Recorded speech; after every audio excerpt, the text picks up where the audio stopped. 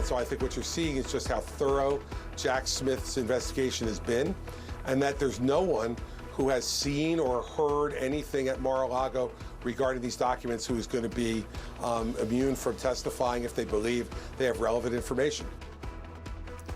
That was Chris Christie reacting to exclusive CNN reporting on the potential witnesses who may testify in Donald Trump's classified documents trial. Sources tell CNN the prosecutors may call several Mar-a-Lago employees to the stand, including a woodworker who installed crown molding in Trump's bedroom last year and noticed stacks of papers, a maid who cleaned Trump's suite, and a plumber who has worked at the property for years. Also, a chauffeur who was asked about powerful business people, including foreigners, who had visited the club as VIP guests. Joining us now, CNN analyst and political anchor for Spectrum News, Errol Louis, and CNN senior legal analyst and former assistant U.S. attorney for the Southern District of New York, Elie Honig. Elie, I think, first of this piece by our team is fascinating and gives a better in-depth window into what's going on than I think I've seen up to this point on this case. The idea, these are not political aides. These are not people that were close in Trump's orbit. What does this tell you about where prosecutors are on this? Well, the other really important thing that they're not is cooperating witnesses. They're not criminals, right? And so often, as a prosecutor, that's how you make your case. You call a criminal to the stand, the defense will attack him, you defend him. Here, they're putting their case together, and you can really see the case taking shape using normal people. I mean, I would have loved to have a woodworker as a witness when I was trying cases. I mean, I never had that luxury. And so it looks like it's going to be a combination of these people who are on the inside. As long as you have eyes and ears, you can see and hear things. You can be a witness. And then they have documents, they have video surveillance footage. And so you can really sort of see the shapes of this case taken together. I've said all along, I think this is the strongest of the four cases in terms of the evidence and the match between the evidence and the laws charged here, and I think this confirms that. Errol, it's also the least likely case to be played out before the election, given what Judge Cannon said a couple of weeks ago. She's made it clear that she would rather see it happen after the election. On the other hand, you know, a lot of this is going to play out to the extent that it has any political impact at all. It's going to play out as we see the evidence, as we hear the testimony, as we get these witnesses to talk about what they know and what they've seen. And that is going to sort of set the mood in a way. Even if the legal part of it is decided after the election, a lot of people are going to take this into account, you know, and like Elie says, this is pretty easy to understand. This isn't about financial documents and whether or not you overestimated what you told the insurance company.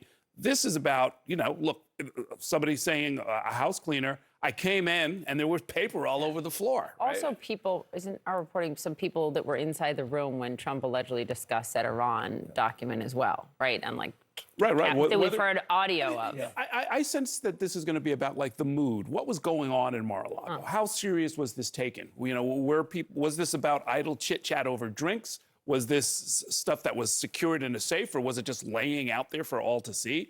It's going to be, you know, I think really the heart of the case for the government. I think you're right. And I think as Chris Christie said, I mean, Jack Smith is being clinical about this. I think he's going to be able to show the jury with precision where every box went, when, and who took it there. And I think that's going to be an important part of the case. I think it's such a fascinating contrast given what the former president said in an interview last night on Univision. We talk about the depth of Jack Smith's case and what they've laid out, the witnesses that they're talking to, and Trump saying this, listen.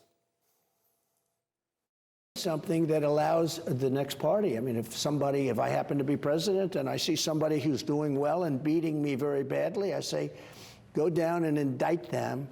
Mostly that would be, you know, they would be out of business. They'd be out of the election. I just want to pause for a second because, one, that's not what's happening here, as we've all laid out repeatedly, as the indictment does as well. Those aren't flippant, ha-ha, funny remarks. Like, that's insane. Yes. Why? Take him at his word, by the way. If he says he's going to do this, I believe him.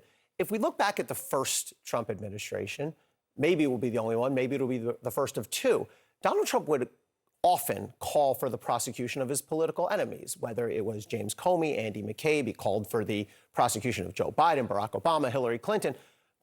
I'm going to defend someone like Bill Barr, who I wrote a negative book about. But Bill Barr had a line he would not cross. Bill Barr ignored those. He wasn't going to go out and indict Barack Obama or Andy McCabe.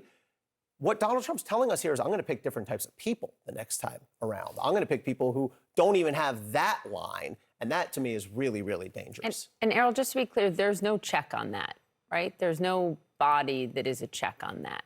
Well, I mean, look, people can defend themselves, and they can certainly try and either countersue or, Sure, but I'm saying the initial action. Well, that's right. No, that's right. In fact, that's why we have to be careful about who and how we pick our presidents. I mean, this is real serious stuff. I mean, and you do have to take him at his word.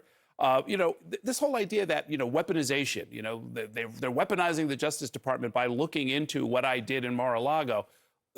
A lot of that's going to fall apart, I think, when these witnesses come forward. They're not weapons. They're just people who, sort of work at Mar-a-Lago. But the rest of us have to take very seriously the idea that Donald Trump has announced that he's going to make that the standard. That's a campaign promise that he made. He's saying, if you vote for me, this is what I'm going to do to the justice system. Thank you both.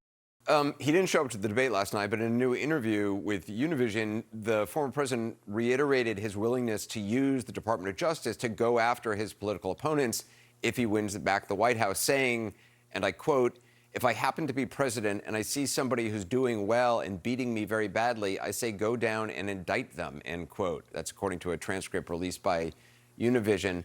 It's unclear to me who he thinks he'd be running against if he wins another presidential term, since he'd obviously be constitutionally barred from being elected a third time. Nevertheless, do you have any doubt that that's what a second term of a Trump administration would be, a retribution, 4 years of retribution? No, I mean, he has said, I will be your retribution.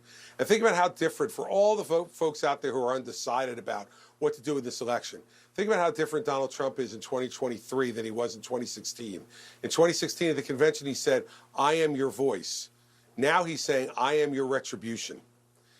This is outrageous. And think about it. You had good folks like Bill Barr who were keeping him on the rails and stopping him from doing stuff like this at the Justice Department.